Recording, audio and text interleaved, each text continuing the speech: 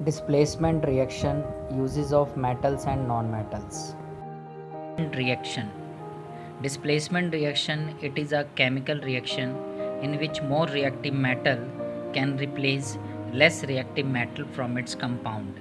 ये एक chemical reaction है जिसमें सबसे ज़्यादा रिएक्टिव मेटल जो है वो कम रिएक्टिव मेटल को उसके कंपाउंड से अलग कर देती है। अब कंपाउंड क्या होता है? कंपाउंड जब हम किसी भी मेटल को नॉन मेटल के साथ मिक्स करते तो एक कंपाउंड की फॉर्मेशन होती है। अब हम पहले ये देखेंगे कि कौन सी मेटल जो है वो ज़्यादा रिएक्टिव होती है और कौन सी मेटल जो है कम रिएक्टिव होती है। ये मैंने कुछ यहाँ पर रिएक्टिविटी सीरीज़ लिखी हुई है जिसमें सबसे पहले नंबर पर है potassium, then sodium, calcium, magnesium, aluminium, zinc, iron, lead, hydrogen, copper, mercury, silver and gold. इसमें पोटेशियम जो है बहुत ज़्यादा रिएक्टिव मेटल है और गोल्ड जो है बहुत कम रिएक्टिव है। यानी कि पोटेशियम जो है वो फ्री स्टेट में नहीं मिलता है, अगर हम उसे एयर में रखेंगे तो वो एक्सप्लोजन प्रोड्यूस करेगा, उसमें आग लग जाएगी।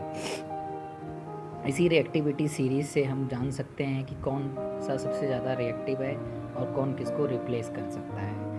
इसको याद रखने का तरीका है, कमला ने कार मांगी एल्टो, जैन फेरारी पंजाब की है। यहाँ से हम याद रखेंगे ओ ए जी, हाँ जी, क्यों है।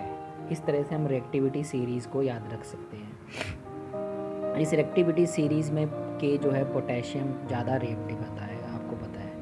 अब ये कैसे रिएक्ट करता है? सबसे पहले तो हमने कॉपर सल्फेट लिया जिसका कलर ब्लू होता है एक बीकर में, और फिर हम उसमें जिंक डालते हैं तो उसकी जो फॉर्मेशन है जिंक सल्फेट बन जाता है। जिंक जो है सल्फेट के साथ अटैच हो जाता है और कॉपर जो है वो अलग हो जाता है। क्योंकि यहाँ पर हम रिएक्टिविटी सीरीज़ में देख रहे हैं कि जो जिंक है वो ऊपर है और जो कॉपर है वो नीचे है, तो जिंक ज़्यादा रिएक्टिव है देन कॉपर। नेक्स्ट, अब हम बीकर बी में देखेंगे, अगर हम कॉपर सल्फेट में आयरन को डालें, कॉपर सल्फेट में आयरन को डालते हैं तो आयरन जो है Fe जो है वो ऊपर है और कॉपर जो है वो नीचे है, यानी कि iron is more reactive than copper, तो आयरन रिप्लेस कर देगा। तो क्या बन जाएगा? FeSO4 + Cu, iron sulphate and copper. Next, अगर हम बीकर नंबर सी लेते हैं और उसमें जिंक सल्फेट डालते हैं, जिंक सल्फेट के साथ हम एक कॉपर डालते हैं। जिंक सल्फेट जो है वो कंपाउंड है, कॉपर एक मेटल है, जिंक सल्फेट एक मेटालिक कंपाउंड है। तो इसमें यहाँ पर देखते हैं कॉपर जो है, कॉपर यहाँ पर है और जिंक जो है वो ऊपर है।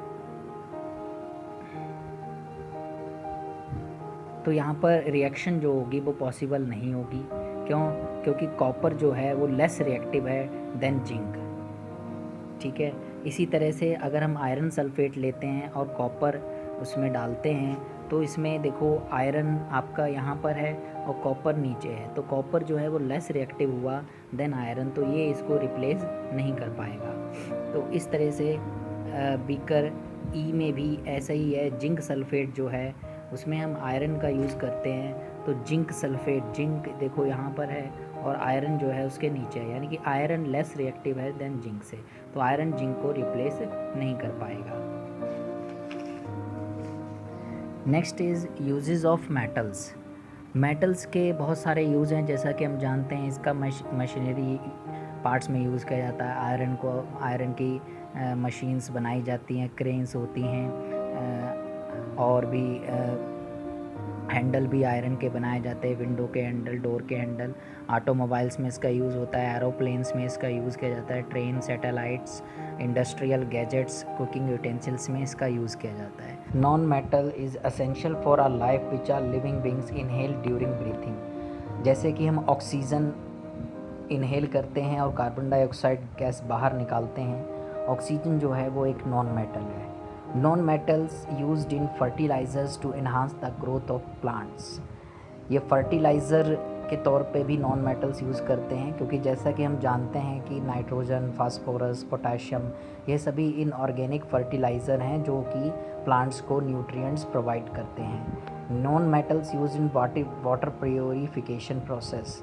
नॉन मेटल जो है वाटर प्योरीफिकेशन के लिए हम यूज़ करते हैं, जैसे क्लोरीन क्लोरीन का हम यूज़ करते हैं वाटर प्योरीफाई के लिए. Non metals used in the purple coloured solution which is applied on wounds as an antiseptic. Non metals also used in crackers. Now answer these question. Reaction is possible or not? Answer with reason. Second, write the uses of metals and non-metals.